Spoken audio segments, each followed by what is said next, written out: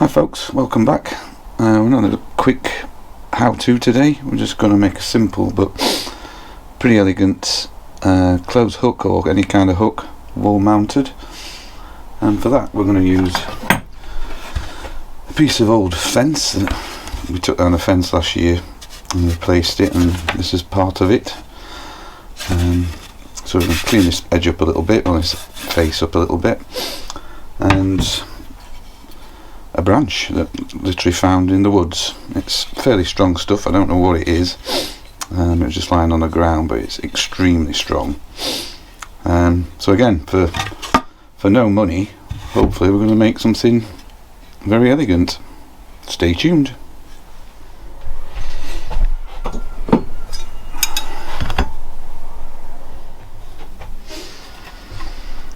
Well, here we go. I love it when I make something with something we've just made. So this is our shooting board, as seen in the last video. I think we use this end of it as it's got a bit more character in it, a few holes and what have you. So I'm sort of wanting it to go something like that. Do I keep the knot in it? It's quite nice actually, the knot. Might be able to utilise that for something else. So keep that. Make a mark just here, and I think we'll cut the branch off just a bit higher up. Right, here we go. I'm not too worried about how square this is, because obviously it's going to be quite a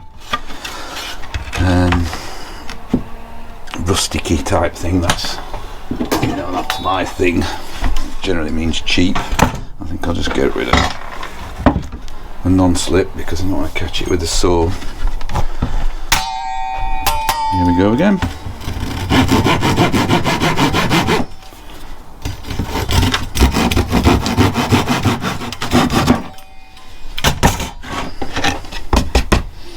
Aha.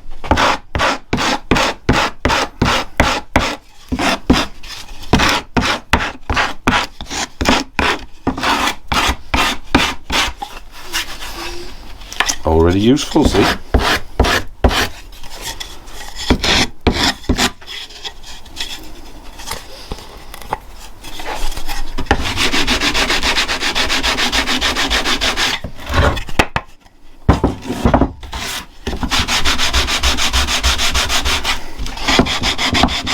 Obviously, I've got an orbital sander, I've got a bench sander and everything else. What I'm trying to show you is you don't always need thousands of pounds worth of tools to create something. You know, we all started somewhere, and pretty much it's as basic as it gets.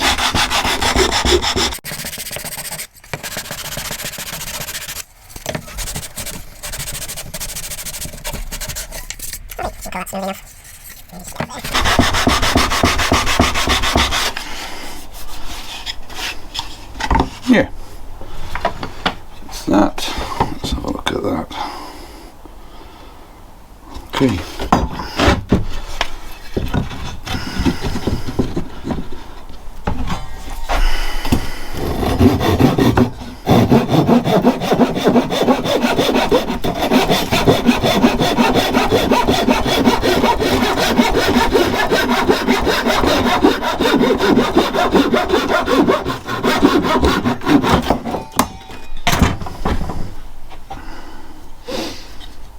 We'll just take the edges off this just to make it look a bit more presentable.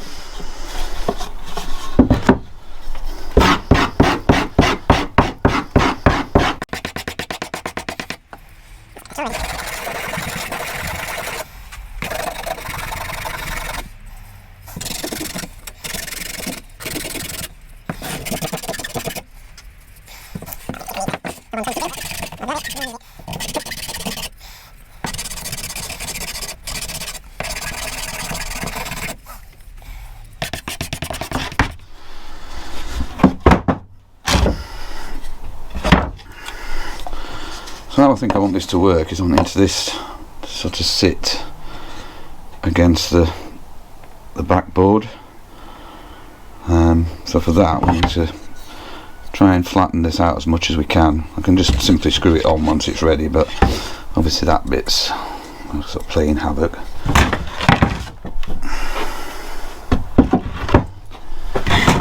This will be trickier to do than what we've done up to press, but yeah, there you go.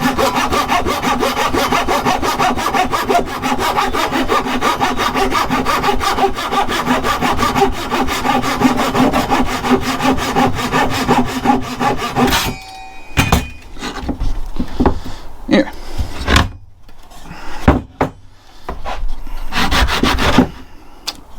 Clamp.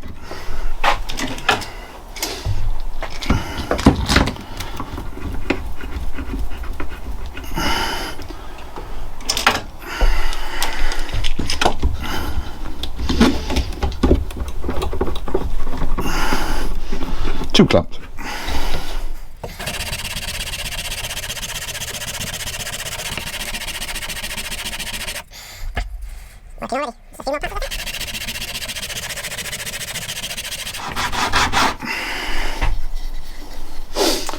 Where's my board?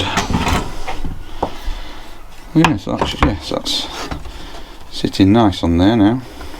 A bit lower down. Just give myself a little mark. Right, I think a bit of wood glue and the old super glue trick.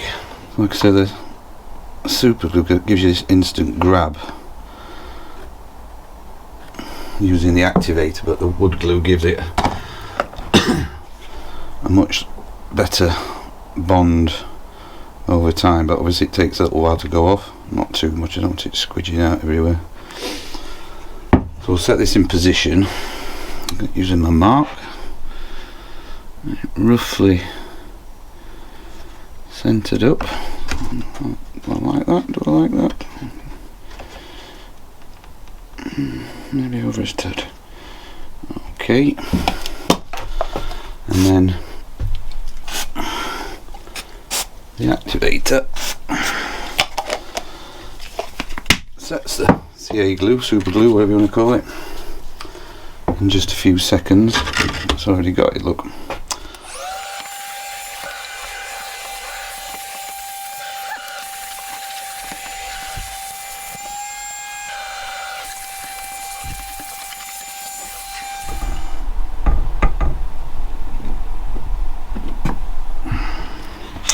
So here we have it. It's a bit damp still because I used a bit of water. Just try and get that squeeze out from the wood glue. But we can carry on with it for a minute. So we've got a countersunk bit. Might be a bit lethal for this, but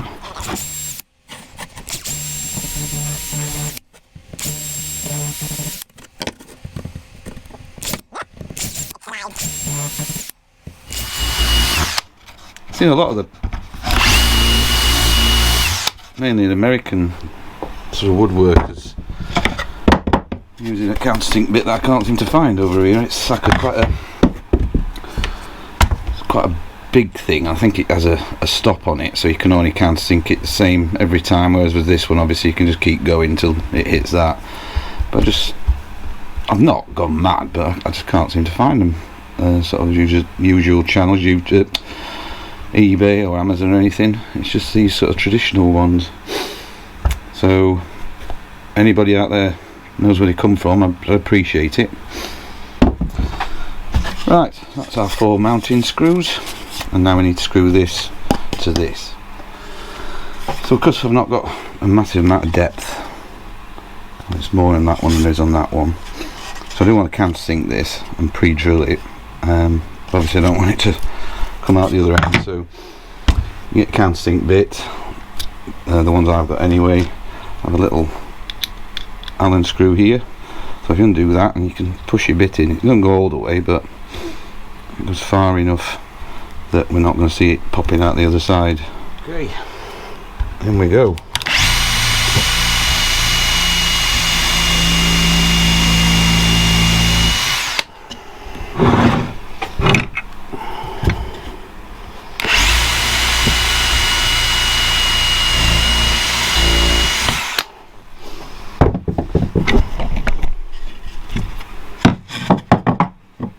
Bye bye, Mr. Vice. so I can make sure that nothing untoward's happening. Oh, I'm regretting that already. Go on, baby.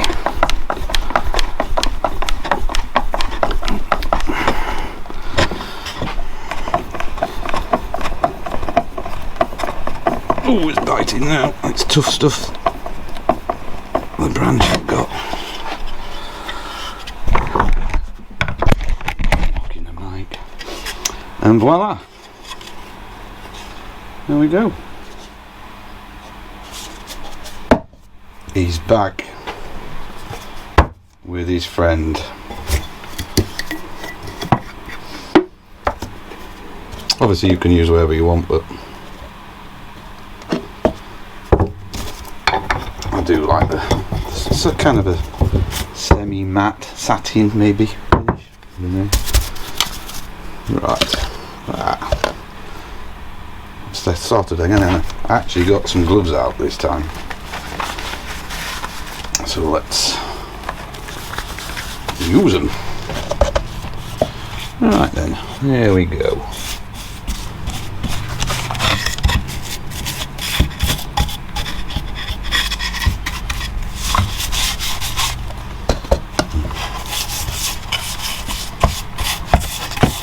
I just love the way it just, I think, comes to life, really does.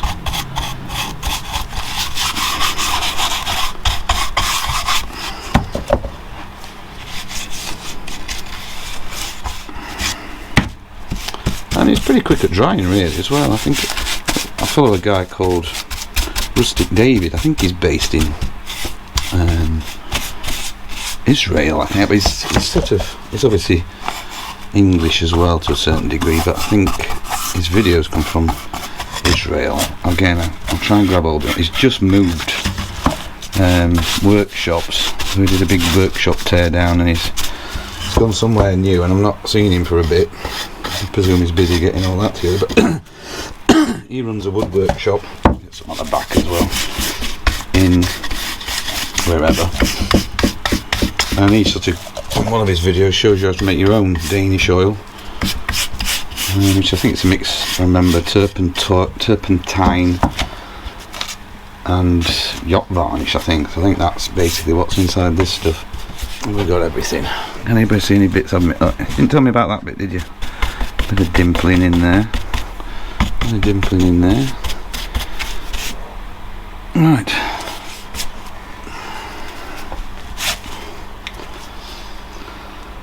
Give that a clean up. What have we got? What do you think? Even for me? What the hell? It's nearly Christmas. Right, well then go off. And you might not even need 2 coats, who knows. Let that go off. I'll see you in a second.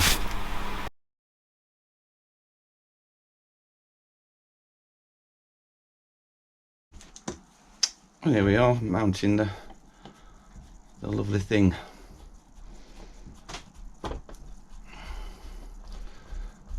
Me using a screwdriver.